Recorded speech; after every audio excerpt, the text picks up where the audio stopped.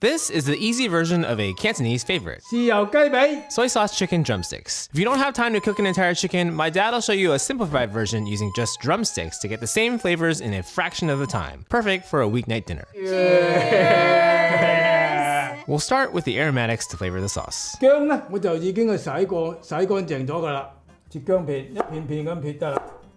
First, we'll cut an ounce of ginger into thin slices. 一個安士薑就咁簡單。蒜頭咧，我就用3粒。乜蒜頭啊？好簡單嘅啫，好容易。你兩頭係攣佢，佢個皮就甩起，一搣就搣開啦，好容易成粒蒜頭。After peeling the garlic, we'll slice it. 蒜頭咧就切片啊。If you want to learn how to cut twice as fast and prevent injuries, we have a free 6-minute video lesson for you. Click the link in our description or scan the QR code to access it for free. We'll continue chopping the garlic into slices, then move on to a classic homemade aromatic. 啲果皮係自己留嘅，自己曬嘅，自己種嗰啲柑。我啲呢啲已經就20年兩內嗰啲果皮啦，啲果皮好耐嗰啲果皮啦已經，我一直係咁樣留落嚟，年都有。咁我剪咗佢，剪碎佢，係1/4㗎安士啊，乾嘅都1/5都冇乜所謂啦。嗱，呢個果皮浸佢得㗎啦。We'll soak the dried mandarin peels for just a minute or two while we create the sauce. If you don't have dried mandarin peels, feel free to skip them. 我就再搞埋呢個豉油梳士先嚇，用湯匙蠔油、生抽3個湯匙，老抽咧係3個湯匙，正酒係2個湯匙，嗰啲胡椒粉1/4個茶匙，糖咧我係用黃糖。通常咧好多人用冰糖，我就黃糖都冇所謂，白糖都 OK。份豉油雞嘅味道咧唔好偏鹹，偏鹹就冇好食啦。即係落多啲糖，將個味道調和一下。2個湯匙就用黃糖，俾多半個茶匙嘅鹽上去，唔好太鹹。將佢攪勻咗之後咧，你試下佢嘅味道。Now we can try the sauce and make any adjustments needed. OK， 仲有加啲水上去嚇。我呢度咧先加個半杯水。Finally, we'll add water to complete the sauce. We have all of these ingredients listed on our blog at madewithlau.com, along with step-by-step instructions and video clips to guide you as you make the recipe at home. 呢個卡喇幾靚啦！ With the sauce done, we can move on to blanching the drumsticks. 而家咧就呢個程序咧就將啲雞過一個水，飛佢，即係個意思咧就啲雞皮去啲油，咁佢浸起上嚟咧個皮咧容易上色啲啊。First, we'll add 6 cups of hot water to the wok. 開火再浸落之前咧，有一個竅門話俾大家聽下。呢度最厚肉嘅地方，啲刀仔篤一篤佢，咁佢一更容易熟，更容易熟喺個最厚嗰度啊，篤佢，唔使好深，千祈唔好篤啲雞皮嗰度嗬，唔好篤啲雞皮，啲雞皮佢穿咗咧，佢就會卸開咗，離開嘅罅，冇咁樣篤，千祈唔好咁樣篤，就呢個雞皮篤啊。To be extra safe with more stability, put the drumsticks down on a cutting board to pierce them. 而家搬啲雞髀擺落去嗬。We'll make sure each drumstick is submerged in the water. 我今日係用個窄啲嘅鑊嚟浸嚇，窄啲嘅唔需要咁多豉油咯。How do you achieve an even color?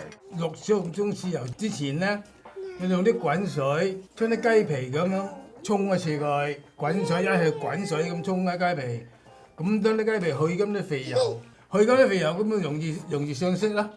浸過水之後咧，嗱啲雞皮咪收緊咗啦，係嘛？冇咗層嗰啲油喺度啦，我哋可以留起㗎啦，唔需要浸好耐。After a minute and a half, we can take out the drumsticks. 嗰啲水唔要啦，跟火。Now my dad discards the blanching water and rinses the wok in the sink.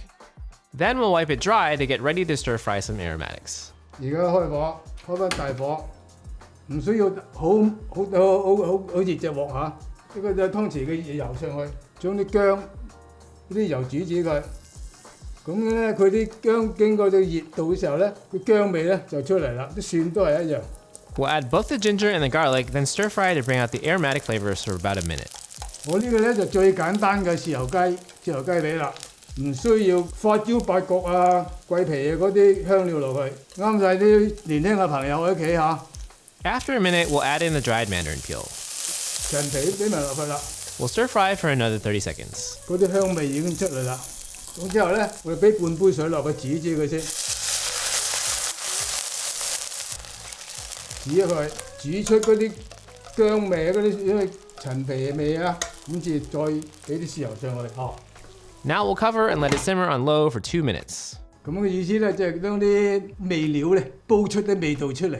After 2 minutes, we can uncover. 出齊嗰啲味道啦，係咪？將啲豉油倒落去嚇。Now we can pour in about half of the sauce we created earlier. 開慢大火佢，我將佢淋上去面嗰度，將佢擺落嚟。Then we'll add in the drumsticks, making sure each one sits in the sauce. 啱啱好排過晒啦，啲豉油淋上個面，開慢火佢，冇滾得咁犀利，咁咪上色咯，係嘛？ With the rest of the sauce, my dad likes to spoon it over the drumsticks so they can get some color and flavor on top as well. Today's soy sauce drumsticks, or 豉油雞髀, is a variation of the Cantonese classic, soy sauce chicken, which traditionally uses a whole chicken. Dating back 2,200 years ago during the Han Dynasty in China, soy sauce was originally developed to stretch the food supply due to the high cost of salt, but it has since become one of the most common and important ingredients in all of Asian cuisine. In Cantonese, soy sauce is called CANTO, and today we're using two common types, light soy sauce, or sang tao, which is what most people think of as regular soy sauce. It is saltier and is mainly used to add umami and savory flavors. Dark soy sauce, or lo tao, is milder, sweeter, and also thicker from added caramel and a longer fermentation process. My dad uses tamari and dark soy sauce interchangeably, mainly to add a darker color to a dish like today's drumsticks. 冇等佢滾得咁犀利嚇，較慢火佢，滾得咁犀利咧，突然間咧就佢會乾，馬上乾晒啦。佢浸唔熟啲雞，知唔知啊？慢慢浸啲雞先浸得佢熟啊，將10分鐘再反轉佢，慢火。 Now we'll cover and let it simmer for 10 minutes. Shirley from the CANTO Cooking Club asks, how do you make sure the soy sauce seeps through the skin and into the meat? 首先咧，好似我頭先咁咧，我最後嗰啲後嗰啲肉嗰度咧，我俾個刀仔吉佢，係咪啊？吉咁樣就啲豉油咪容易吸入去咯，佢又容易熟啲，啲豉油又容易吸啲油落去，係咪啊？Can you do your I'm not tired face? I'm not tired. Angry face. Wow, angry face. Wow. After 10 minutes of simmering, we can uncover and flip the drumsticks. 俾佢識 colour 係嘛？浸咗佢 colour 就係咁啦。想深色啲加多啲老抽。After flipping all the drumsticks, we'll cover and let it simmer again. 而家睇。After just 2 minutes, we'll uncover. 咁咪收多啲汁佢，而家就開大火收啲汁佢，等啲汁濃啲，掀開蓋佢，等佢咁啲蒸氣收汁，將啲汁淋上去面。As the sauce reduces, my dad likes to baste the drumsticks with it to give them even more color and flavor. We'll let the sauce reduce on a high heat for another 6 minutes, basting occasionally. After 6 minutes, we can give the sauce a taste test. 你哋試下夠唔夠鹹？都好。味道唔錯係嘛？甜啊，唔係太鹹，唔係太甜。豉油雞髀咧，你唔好將佢太鹹，略帶少少甜咁就好啦。How do you store the sauce afterwards so it does not become moldy? 你裝嘅時候唔好俾啲濕水嘅嘢裝佢，嗰個碗或者個容器一定要乾水嘅。咁裝好啦，凍咗擺落雪櫃，佢就唔會發毛嘅，擺1個禮拜都唔會發毛嘅。If you kept cooking it, could you keep it like for years?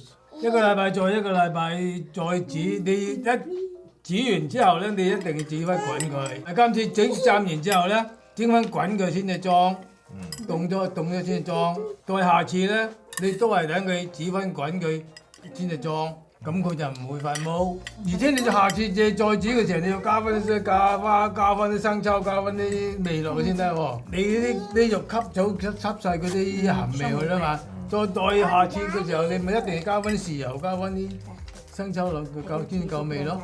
嗱，我而家閂火嗬。嗱，你知道佢熟唔熟咧？呢個筷子篤落個最厚肉嗰度，邊度最厚肉嗰度咧？嗱，呢咪最厚肉嘅咯，睇到嘛？佢冇紅色嘅血水出嚟咧，就得㗎啦。如果佢有啲紅色嘅血水出嚟咧，就證明佢未熟，已經熟晒啦。好，而家開始留起佢。Now we can plate all of the drumsticks and of course some sauce to serve alongside them. 朋友們，豉油雞髀整好咗啦，希望大家中意。紅堆妹妹落嚟吃雞髀。哇，紅堆。哇！ You tell YouTube what you want them to know. Be safe, everyone. Goodbye. Thank you for watching. Bye. Thank you for watching. YouTube thinks you'll like this recipe next. Let's see if they're right. A huge thank you to our wok stars and all of our chefs in the CANTO Cooking Club.